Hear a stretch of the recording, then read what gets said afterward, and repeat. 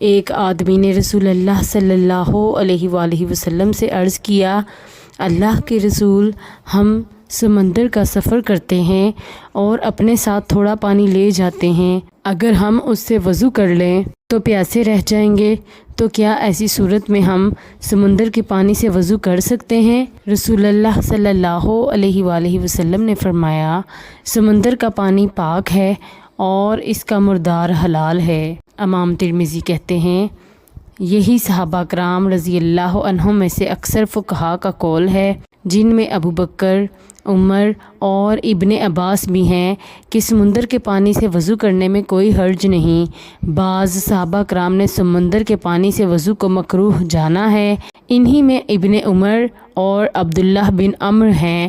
عبداللہ بن عمرو کا کہنا ہے کہ سمندر کا پانی آگ ہے۔ سنن ترمذی، حدیث نمبر 69۔ میں نے رسول اللہ صلی اللہ علیہ وآلہ وسلم سے سنا، آپ سے اس پانی کے بارے میں پوچھا جا رہا تھا جو میدان میں ہوتا ہے اور جس پر درندے اور چوپائے آتے جاتے ہیں، تو آپ نے فرمایا، جب پانی دو کلا ہو تو وہ گندگی کو اثر انداز نہیں ہونے دے گا، اسے دفع کر دے گا۔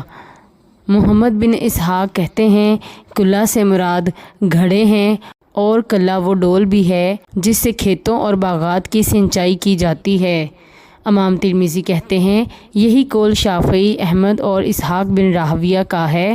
ان لوگوں کا کہنا ہے کہ جب پانی دو کلا ہو تو اسے کوئی چیز نجس نہیں کر سکتی جب تک کہ اس کی بو یا مزہ بدل نہ جائے، اور ان لوگوں کا کہنا ہے کہ دو کلا پانی مشک کے قریب ہوتا ہے۔ سنن ترمذی، حدیث نمبر 67۔